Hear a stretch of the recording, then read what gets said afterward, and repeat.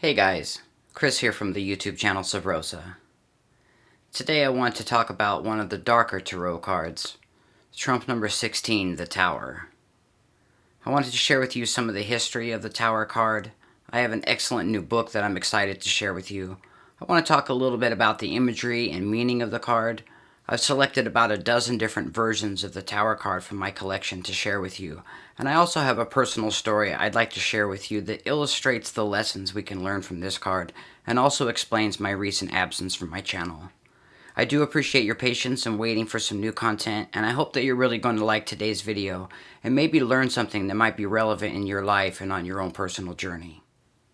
I tend to think of the tarot not so much as a fortune-telling device, but more like a meditation tool. I think each card, especially the trumps, illustrate different archetypal energies, different unique personality types, and different situations that we may find ourselves in. You may be familiar with the journey of the Fool, where the Fool begins as a fool and he experiences all these different unique experiences and different personality types on his journey. And so one of the experiences, one of the situations that the Fool finds himself in is dealing with this situation, which is the Tower, which is essentially all hell breaking loose. I picked up this deck. It's called the Quick and Easy Tarot, and I picked this up at the New Renaissance Bookshop. And I guess you could consider it cheating, but this actually has a really great description of the Tower card. This says, long-held beliefs and ideas are challenged. Overall chaos, sudden crisis and misery, natural disasters, grief over a broken relationship. All aspects of your life are open to disaster. Take action. Trouble will only end after you get rid of something or someone. Later you will realize these changes are for the best. And I do think that's a really great explanation of the Tower card.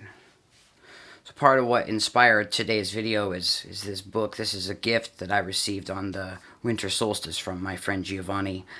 And this book is called Numen Natura, Dismantling the Tower. And this is part of a really ambitious series where they're connecting herbal alchemy with the tarot, and it's absolutely brilliant. A lot of Portland authors here, and in this book they're associating the Tower card with the Devil's Club, and we'll talk about a little bit more about this book later. The Rider-Waite-Smith deck is the most common deck in existence. So when people think about the tarot card, the Tower card, generally they think about this image. What I found interesting in some of my reading was that early decks didn't actually include the Tower card. This is an example of an early deck, the Solabusca Tarot, and this set doesn't actually contain a Tower card. I was reading about some of the history of the Tarot. This book is by Cynthia Giles, and it's called The Tarot, History, Mystery, and Lore. And I was reading about the Tower card in here. And it's talking about the question of which came first, which deck came first. And it says, because the painted decks have little of the overt psychological and or magical symbolism that is found in the popular printed decks, the question of which came first is very important in deciding whether the original tarot was in some way meaningful or was merely a form of popular entertainment. O'Neill argues that the 15th century court painters were expected to produce art which flattered their patrons, and since relations between the Italian nobility and the common people were not warm, it seems unlikely that the populace would be eager to imitate the imagery of court decks. Also, he contends that painters in those days were not usually creators but rather craftsmen, which suggests that the artists who created the hand-painted tarot decks were probably elaborating on existing images. But most intriguing of all is O'Neill's last argument on this subject, presented in his thoughtful book, Tarot Symbolism. There are 7 partial decks now existing which appear to be derived from the original deck designed by Bembo. Among all these survivors, there is not a single example of the Devil or Tower cards. The probability of losing these cards by chance from among the surviving decks is 12 in 10,000. So I would argue that they were not lost by chance. They never formed a part of the hand-painted decks because when the patron commissioned a deck to be played at court, he requested that these dismal cards be omitted from the deck since they were unsuitable for the royal ladies. Whatever the reason may have been for the omission of the Devil and the Tower from the hand-painted decks, the fact of their absence does argue strongly in favor of the primacy of the printed decks. It seems very unlikely that these two dark cards would have been added by card makers to a set of images already established by the painter or patron of the trumps, but it's quite believable that the nobles would choose to leave out of their own decks images they thought to be common or unsuitable. I thought that gives an interesting version that some people who were purchasers of some of the early decks didn't want the Devil card and didn't want the Tower card in their decks because they thought that these cards were dark. Visual imagery on the cards show comparable variation. I will describe them from here, but I also encourage people to view them. So remember back to the cards that I was just showing you. The oldest extant card, the only one without question of the 15th century, is a hand-painted deck, probably of Florence. It shows a massive tower being struck by lightning, while building stones tumble to one side.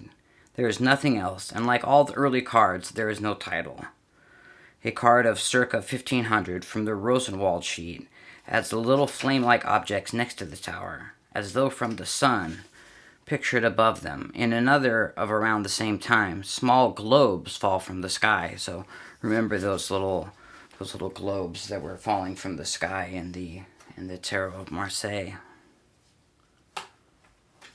Another from the Rothschild sheet from around the same period has a tower with two men in front who have lost their footing, one in the act of falling and the other already down.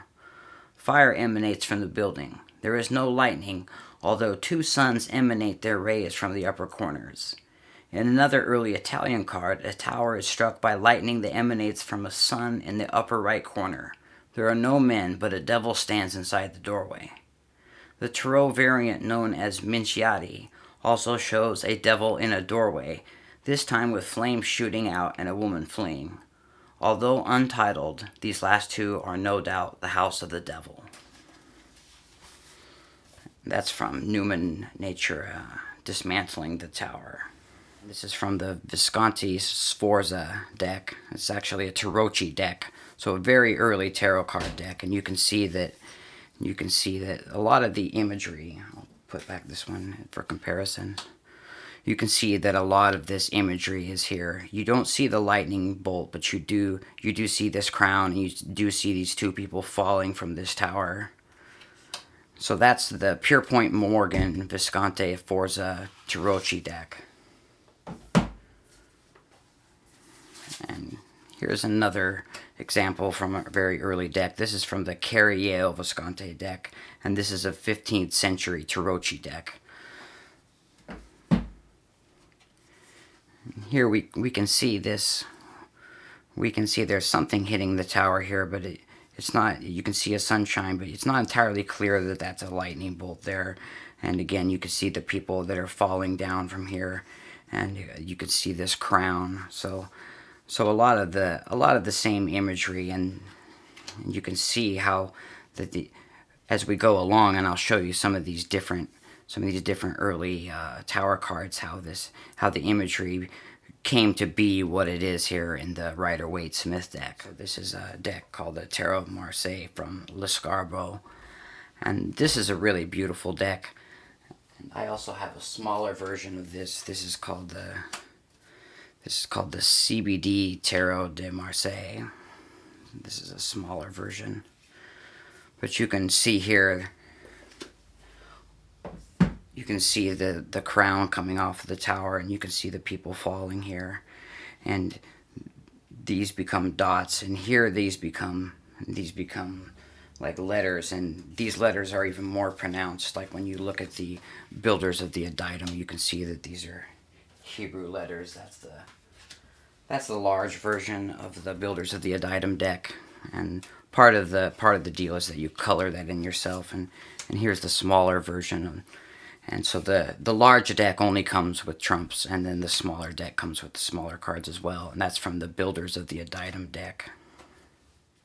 And here is an example from the Golden Worth Tarot deck. So this was inspired by Oswald Worth, and this is the golden version of it. So it basically means that it has this kind of golden tint to the cards. And here you can see too that there are these balls with and again, this is an earlier deck, and earlier than the Pamela Coleman Smith deck here. And here you can start to see that lightning bolt showing up.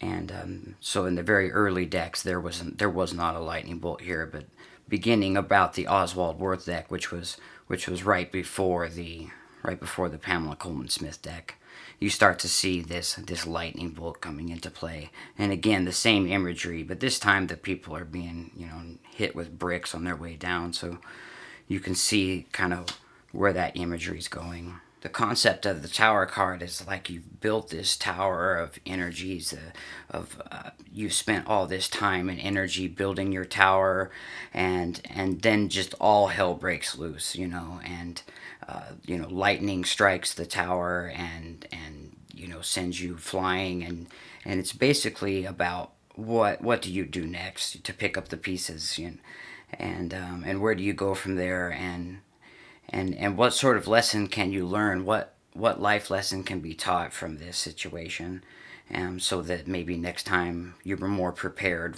for when lightning strikes. And this is called the Radiant Rider-Waite Tarot. And you can see here, I'll put these side by side. And you can see that the colors are a little bit more vibrant, and the edges are a little bit more smooth, and the artwork is just a little bit better. You can see where this is kind of messy and sloppy. You can see the characters are a little bit, even though the card is smaller, you can see that the characters are a little easier to see and illustrated a little bit better. So this is the Radiant Rider-Waite Tarot. The majority of the decks that came after the Rider-Waite-Smith deck were largely inspired by that deck. So this is from the Crowley deck, and this is definitely different in a lot of ways. You can see that there's a lot of really interesting geometry going on. You can see that it's still a very dark looking card, and you can see the tower here. As far as I don't really see a lightning bolt. The Crowley deck is extremely complicated, so the Rider-Waite-Smith deck is a much better beginner's deck, and the Crowley deck is really for people that are more advanced and people that have already studied the Rider-Waite-Smith deck and are now advancing to more advanced decks. This version is from the Golden Dawn Tarot, and so Crowley was a member of the Golden Dawn, as was Edward Waite. This is by Robert Wang, and Dr. Israel Regardie were also members of the Golden Dawn. So again, here this time in the side here, you start to see this Tree of Life pattern where these little Hebrew letters are, and in this version they're balls, and you can see that.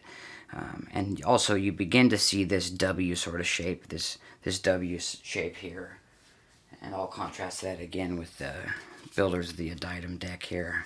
You can start to see this W shape. I think it's interesting how the imagery sort of shifts from one deck to another as we move along in time. This Tower card is from the Brotherhood of Light Egyptian Tarot, and this is created by the Church of Light. This is a really interesting deck, and I like how the lightning bolt is coming down here and knocking the top off the pyramid. One of my favorite versions of the Tower card is called the Blasted Tower, and this comes from the Hermetic Tarot, and this is a really interesting deck. This deck was a gift from my friend Laura, and definitely one of my very favorite cards in this deck is the Blasted Tower, or the Tower card. And you could just see there's a lot of awesome symbolism going on. Again, we have the white and black tree of life pattern.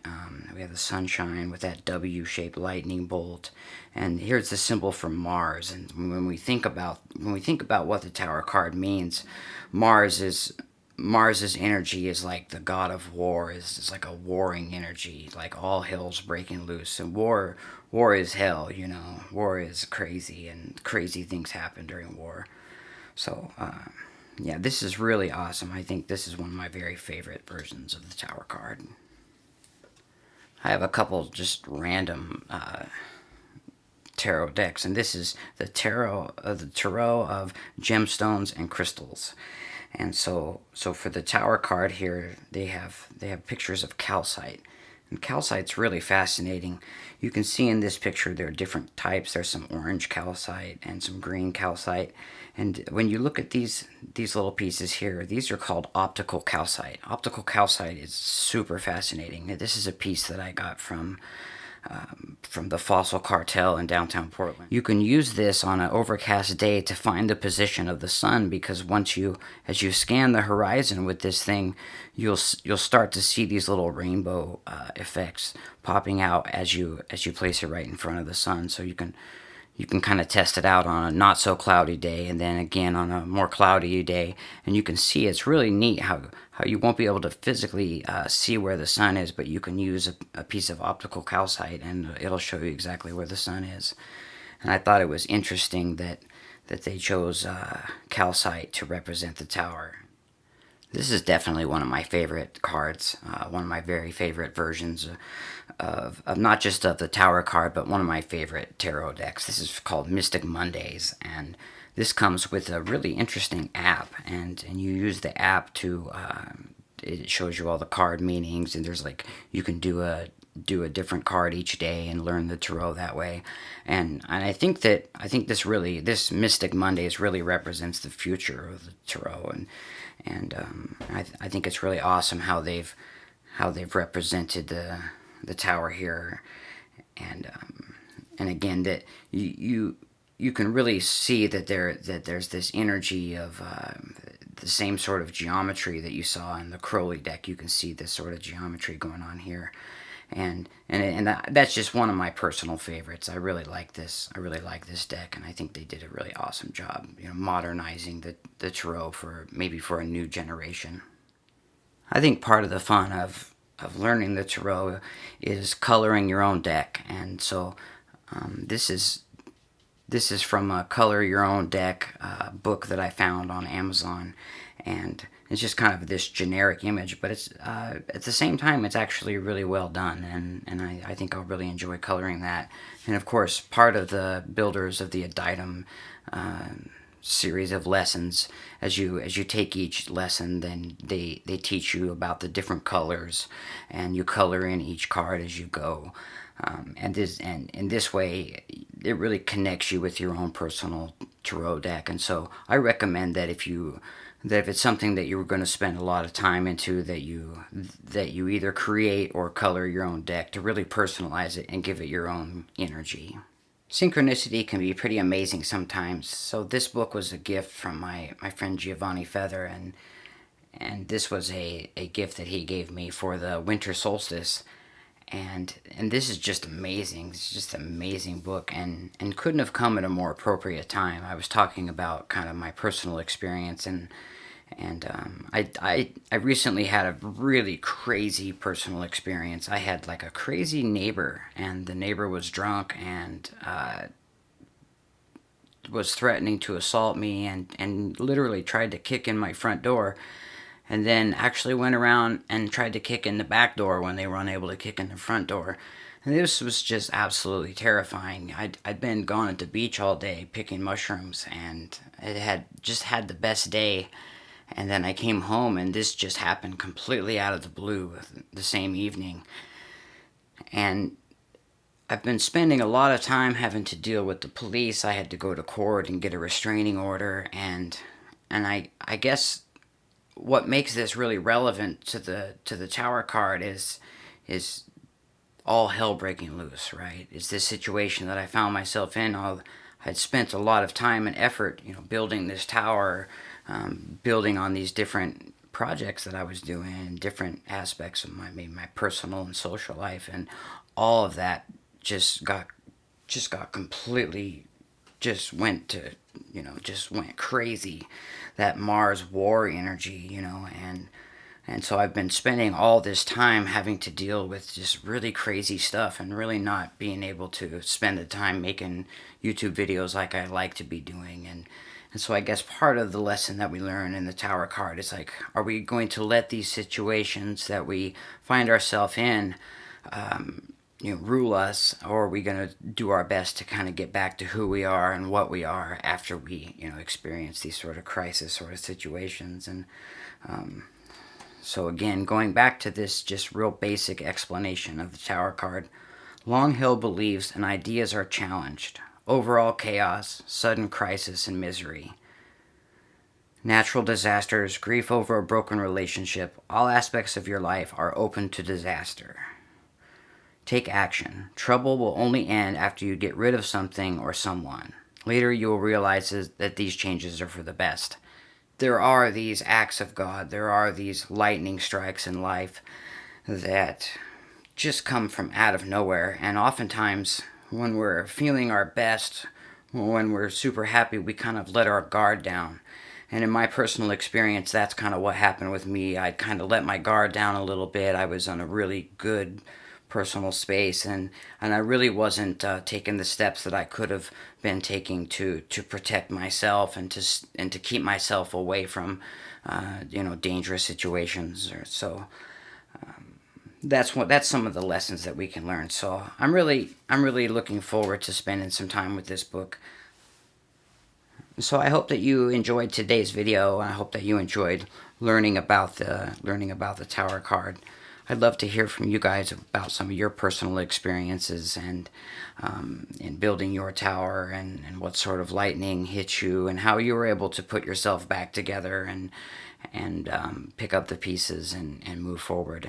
And again, it's really important that we remember that the lesson learned here is that crazy things can happen, all hell can break loose, and what's important is how we learn from that and preparing in the future, knowing that disaster can strike, and maybe just that mental preparedness.